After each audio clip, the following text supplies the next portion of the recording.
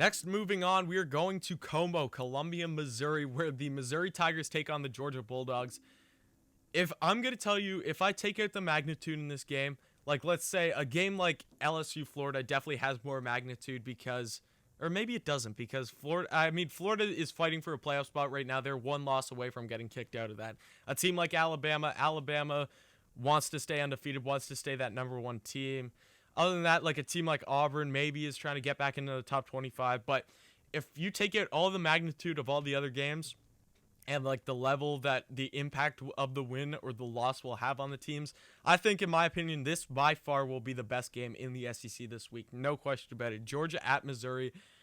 Missouri, other than Arkansas, in my opinion, even though that Arkansas did lose to Missouri this weekend, I just talked about it, how amazing that game was, how amazing Missouri went from letting up a 2-point conversion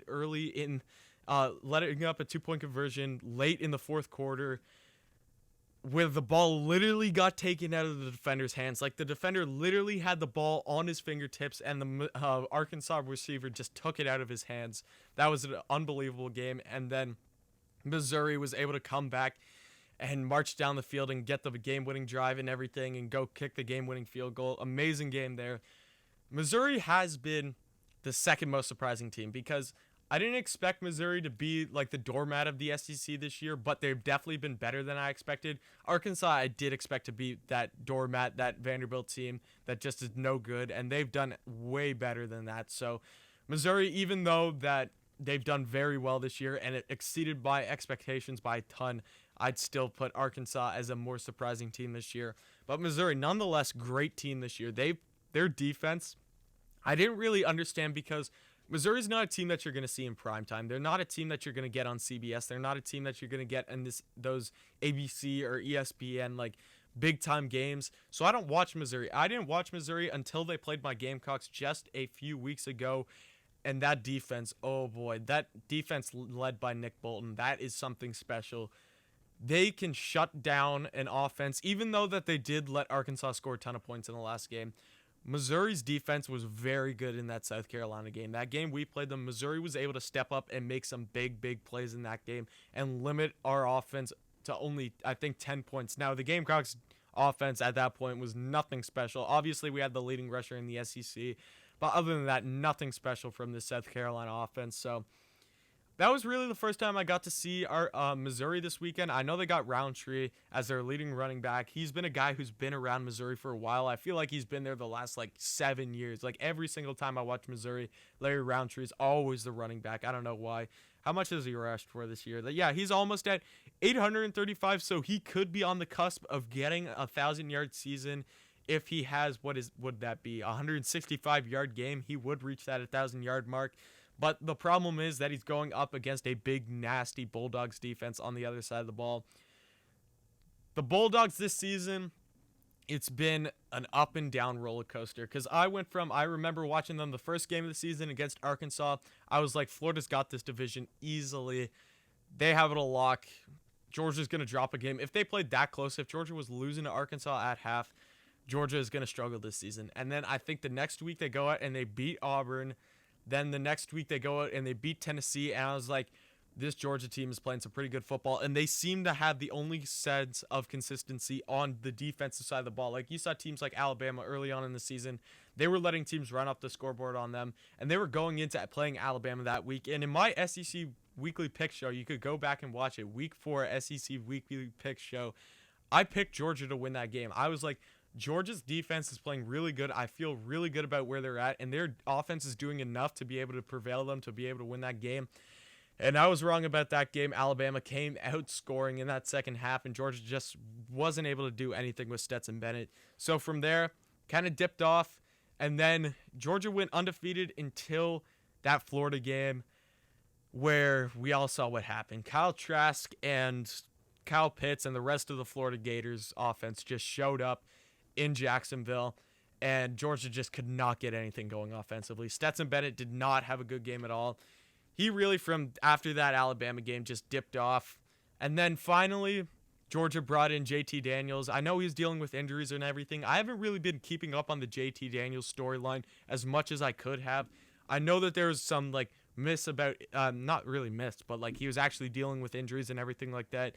But I want to know when exactly Georgia could have brought JT Daniels into the game when he was feeling healthy and everything. Because let's say they decide to do that in the Florida game. If he gets healthy by that Florida game or something, you may be looking at a completely different college football season right now. Like, the fact that Georgia-Florida game had so much impact on, like, you just look at it. Obviously, you'd have Georgia jump Florida in the playoff rankings, but then you'd also have Georgia over Texas A&M because Texas A&M also beat Florida. I'd put Georgia over Texas A&M. If Georgia was able to beat Florida, you'd have Georgia as that 5 team, Texas A&M as that 6 team, and then you have a team like Florida back at that 9 or 8 spot, something like that, and they wouldn't be fighting for a playoff spot right now. It just, the whole college football picture would be so much different. You'd see Georgia and Atlanta, completely different story if maybe JT Daniels goes into that game and has a good offensive production game for Georgia.